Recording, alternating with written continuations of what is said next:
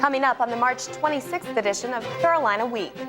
I sit down with Dr. Maha Alattar, a new UNC professor and an Iraqi native. She'll tell her story about living under Saddam's regime. Iraq is more than 6,000 miles away from North Carolina, but terrorist attacks on our soil are always a possibility.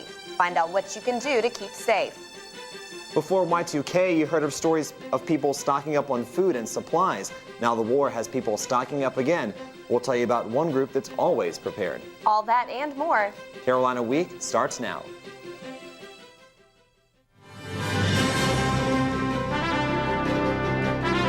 From the School of Journalism and Mass Communication at the University of North Carolina at Chapel Hill, this is Carolina Week.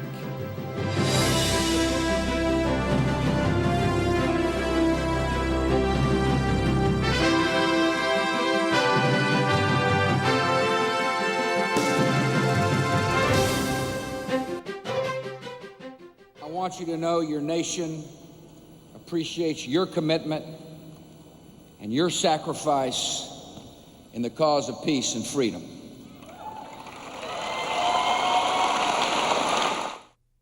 Good evening, I'm Jenny McClendon. And I'm Alex Lawson. Thanks for joining us. That was President Bush speaking to a crowd Wednesday morning at Central Command in Tampa, saying the war is far from over.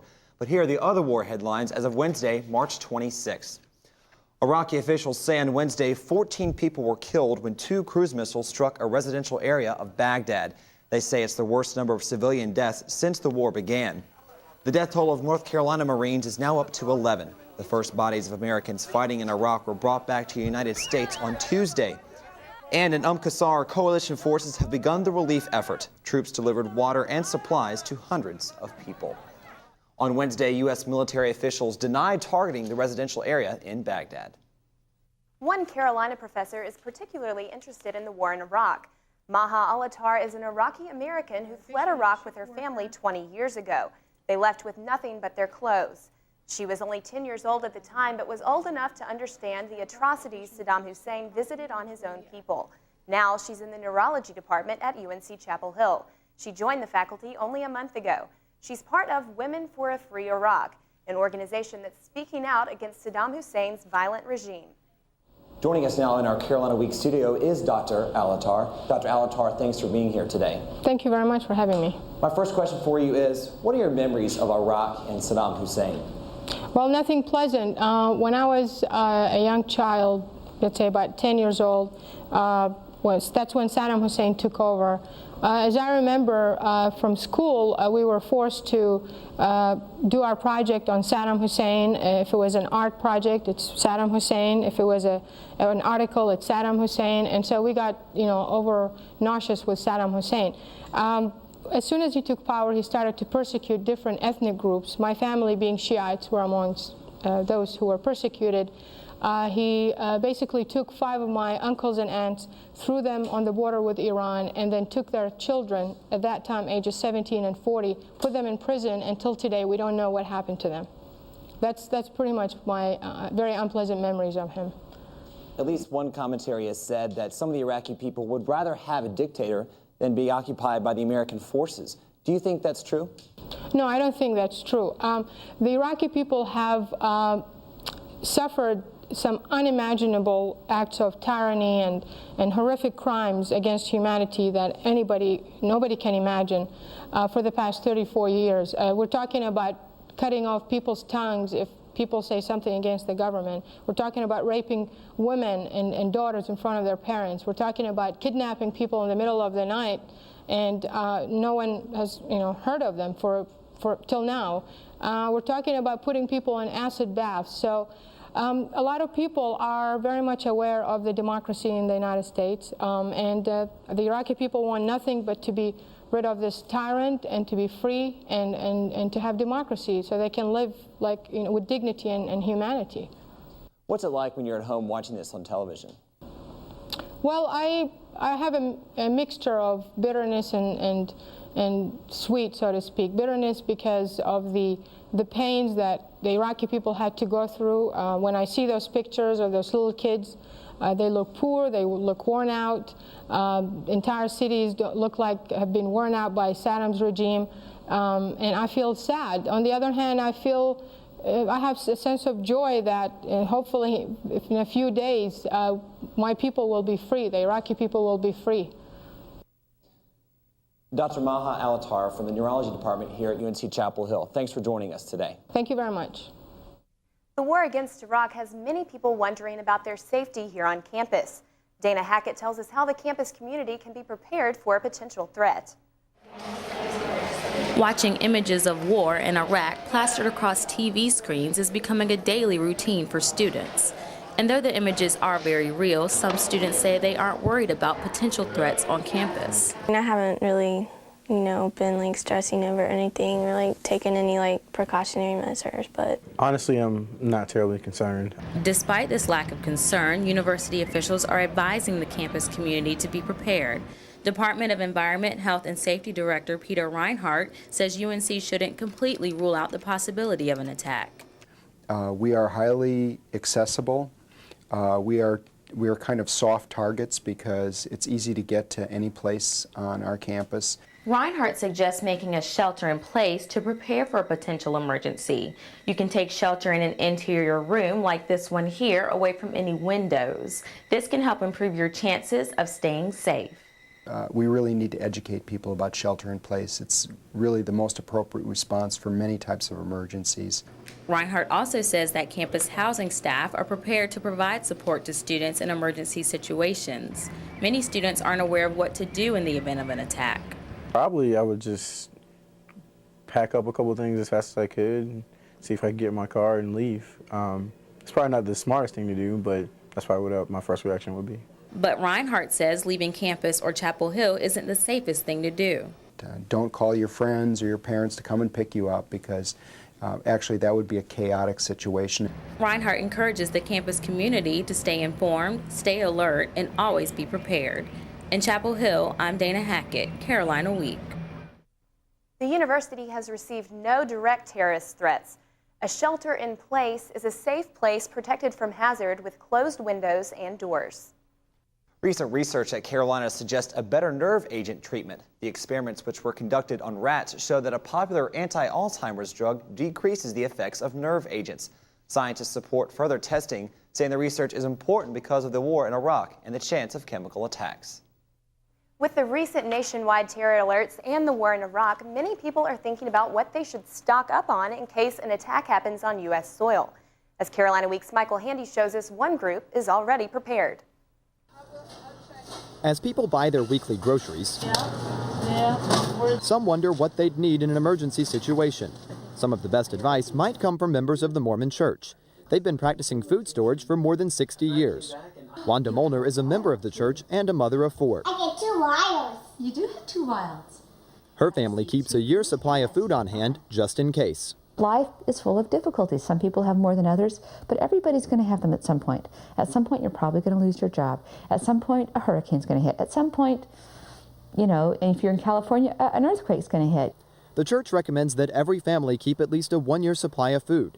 For all 6 of them to eat for a year, the Molnars have buckets of wheat, jugs of water, boxes and boxes of food, including everything from green peas to carrots to freeze-dried broccoli. It's a lot of food to keep up with. If you don't pay attention, the food can go bad. Food doesn't last forever. And that's one of the challenges to food storage, is it's not something you can just do once and forget about. It becomes a way of thinking and thus a way of life. They use the food daily and continually cycle through it, so very little gets thrown away. Molnar says one of the best things to have in your food supply is MREs, or meals ready to eat. This airtight package contains pasta with tomato sauce, lasts up to 10 years, and is perfect for students living on campus without access to a kitchen. Senior Johan Luche leads Carolina's Latter-day Saints Student Association. He says even students should keep an emergency food supply.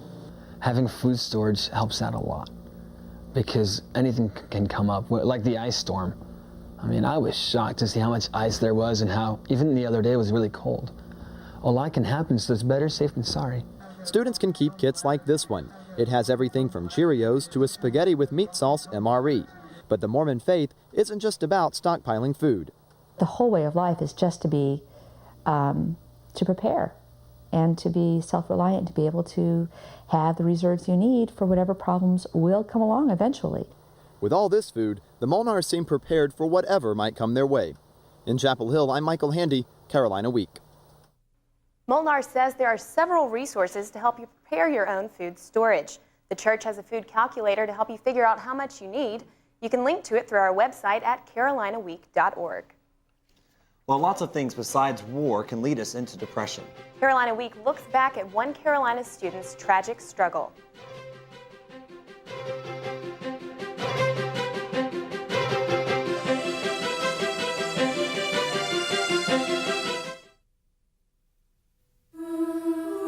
These kids are in trouble. They're not getting high on drugs or stealing. If they were, you'd do something about it right now. But why is it almost half of all parents who suspect their child has a problem learning wait a year or more before getting help? Why? Kids with learning disabilities are smart. They just learn differently. Call now. The sooner you get help, the better the chance your kid has. Uno de estos niños tiene problemas aprendiendo las letras. Una de ellas tiene problemas aprendiendo a leer. ¿Sabe usted cuáles? Aunque parecen iguales, algunos tienen problemas de aprendizaje. Si usted sospecha que su hijo es uno de ellos, hable ahora con su maestro, incluso si piensa que su problema está relacionado con el inglés. Llámenos ahora o visite nuestra página de internet. Los niños con problemas de aprendizaje también pueden aprender.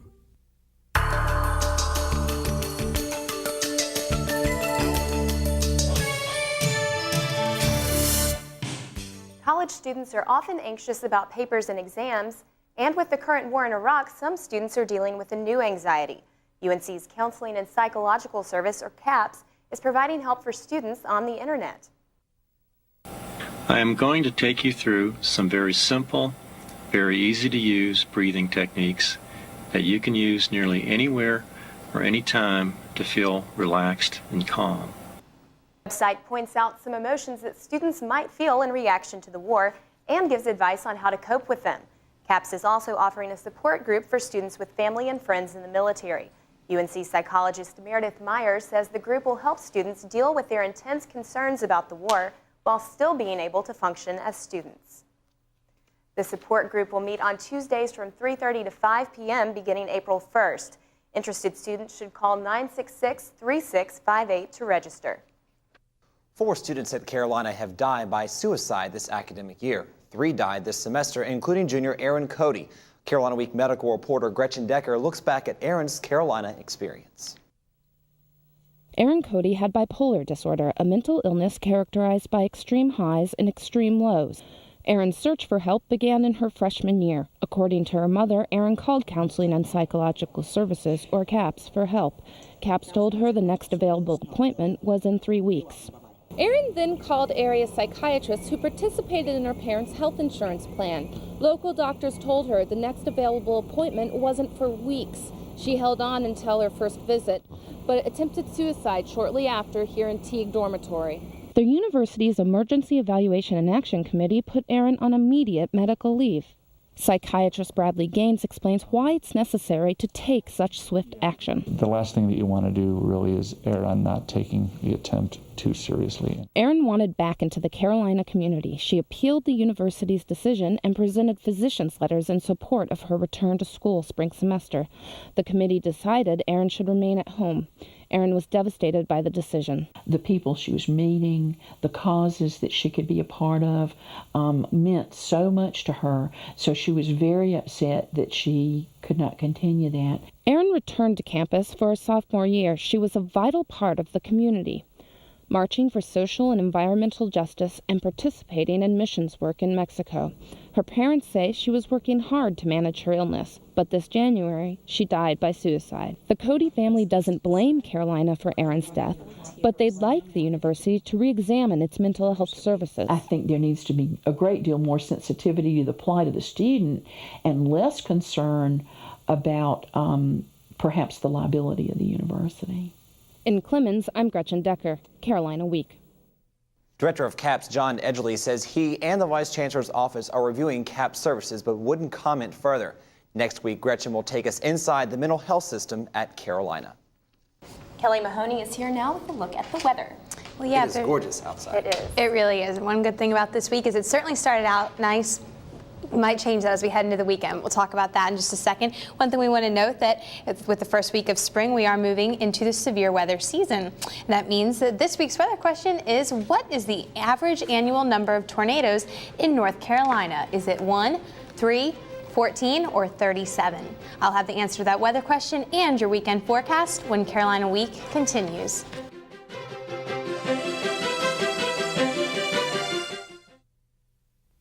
What services come to mind when you think of the American Red Cross? The Red Cross does blood drives, don't they? They help out with natural disasters. Giving blood. Tornadoes and hurricanes. Blood.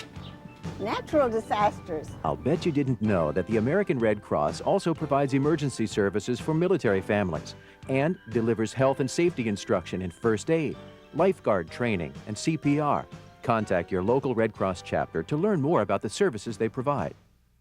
The Ronald McDonald House is a nonprofit organization that provides a home away from home for families of children being treated at UNC hospitals. Since opening in 1988, the house has welcomed more than 1,000 families each year to stay at this safe haven. The house relies heavily on community support. How can you help? Become a volunteer. Help the house that love built. The Ronald McDonald House, the house with a heart.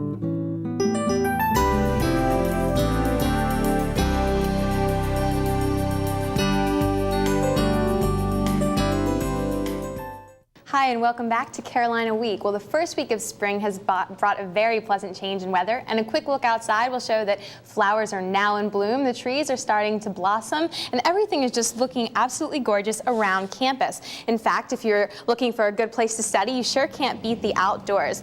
Well, the sunshine and warm temperatures have been great, but we've recently reaped the rewards of a lot of rainfall. And one good thing that has really come out of that is that the North Carolina drought has now been declared over. Thanks to some snow melting at the end of February and above average March rainfall, the reservoirs are now full and lake levels are above average. The good thing about this is these changes are for the long term, so we shouldn't see a return to drought conditions anytime soon. Well, changing pace a little bit and looking overseas to where our troops are experiencing some different kind of weather. Sandstorms and thunderstorms have really determined a lot of things in the last couple of days. But as we move toward the weekend, we should move into a calmer pattern of variably cloudy skies. High temperatures will be pleasant in the low 70s, and lows should bottom out in the mid 40s in the evening hours. Well, if we come back over to the U.S. and North America, a quick look at the satellite map shows our main weather maker is a very defined cold front stretching basically from north to south all across the eastern seaboard. You can see very, very dry, sinking air behind the front and quite an area of disturbed weather ahead of it. As we head into Thursday and Friday, the good news is it's really going to weaken as it approaches North Carolina, so we shouldn't see a lot of the thunder showers and showers that we were kind of predicting in the beginning of the week. Well, if we look at the forecast map, we can see things do begin to change over the next couple of days as it is springtime and we're really transitioning into a new season. You can see a cold front will sweep through the area over the next 24 to 48 hours. However, this band of disturbed weather rising up out of the Gulf is really going to stall out in the deep southeast, and that's going to give us a chance for some scattered showers Thursday night into Friday. And however, it will kind of get swept away for the weekend, but not really in time to give us great weather. In fact, this system out toward the west that you see kind of getting organized will be the next weather maker. That should be Saturday into Sunday. Well, that shapes up on the Carolina Week 4-day forecast like this. Mostly cloudy skies will be the rule for Friday, but comfortable temperatures in the upper 60s Friday and Saturday. Like I said, the main weather maker will be on Saturday afternoon as a cold front gives us the chance for some thunderstorms and some scattered rain, which may linger into Sunday. However, temperatures will cool off and the morning might be rainy, but by Sunday afternoon and Monday, we should start moving into a much better pattern.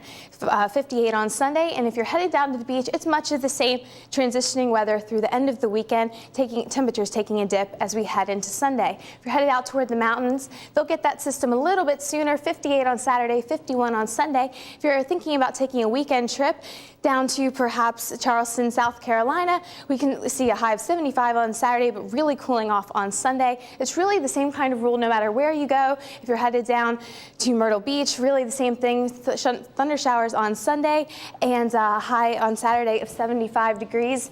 If you're thinking about going up to Virginia Beach, a little bit cooler, clearing up on Sunday, but a low, kind of a low high, if you will, 56 degrees.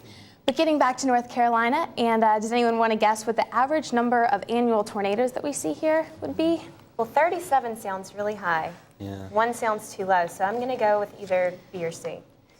It is C. It's 14, hedging your bets. To me, that sounded a little bit high, but as it turns out, most of them tend to be very weak and don't really incur too much damage. But we really do see about 14 tornadoes per year in our state. So, all right. Thanks, Kelly. Sure. It's March Madness time, and both Carolina men's and women's basketball teams are participating this year, both tournaments. Exactly. The men's team is participating in the NIT, and the women's team is participating in the NCAA tournament. And even though the team squeaked by Austin Peay in the first round of the tournament, the last 7 times that they've played in the NCAA tournament, they made the Sweet 16. So we'll let you know if that streak continued. And also coming up in sports, the men's basketball team tried to lasso some Cowboys Monday night in the Smith Center. We'll see if they got a few when Carolina Week returns.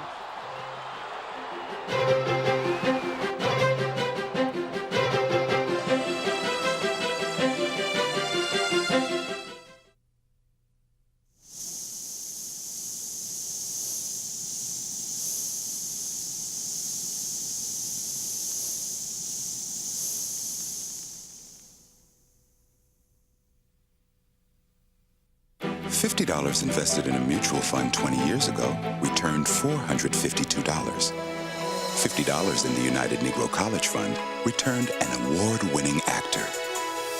A mind is a terrible thing to waste.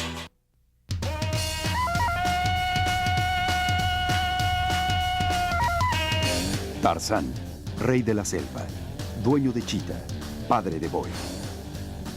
Sabe que un buen papá sale con su hijo a pasear, a nadar o simplemente le tiende una mano. Solo es cuestión de dedicar un poco de tiempo, porque ser papá no es cosa de ser macho. Ser papá es cosa de hombres.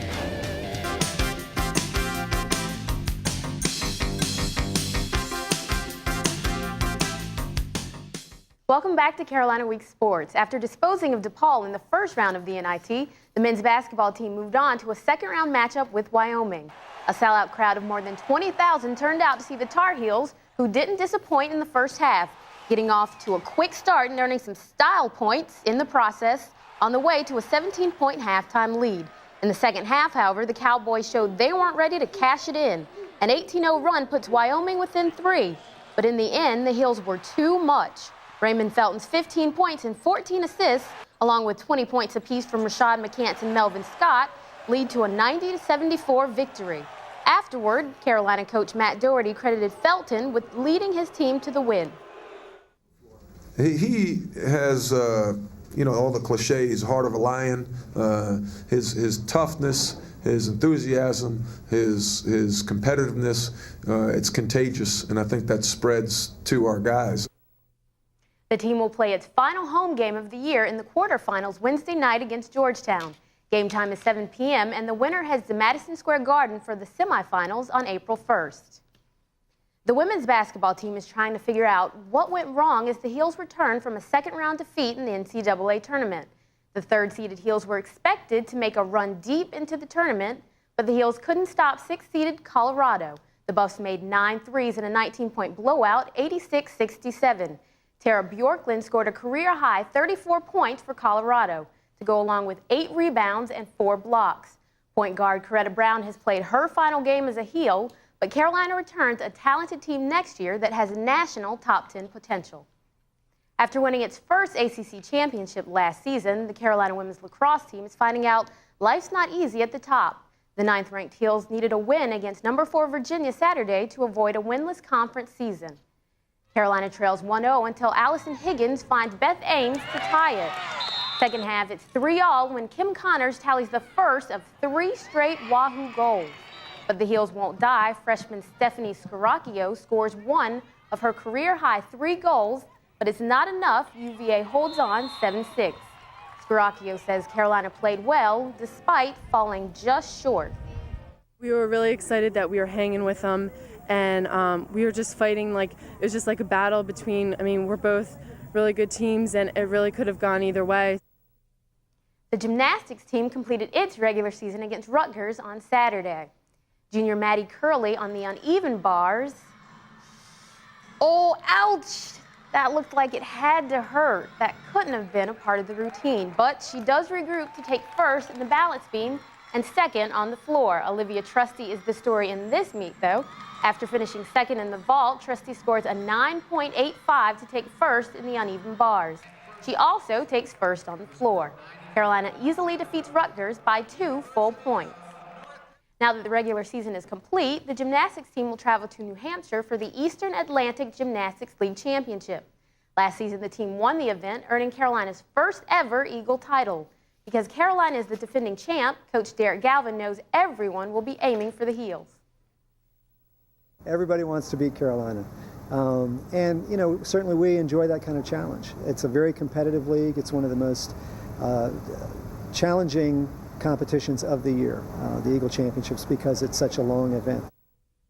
Now, an interesting NIT fact: if Carolina defeats Georgetown Wednesday night, they'll move on to the NIT Final Four, and 13 teams have followed up in an NIT Final Four appearance with an NCAA Final Four finish the next year. So a win Wednesday night could signal good things for the next year. Good omen, yeah. All right. Thanks. Brittany. Well, what's native to North Carolina, better when it's hot and sometimes stuffed with cream? We'll tell you all the gooey details when Carolina Week returns.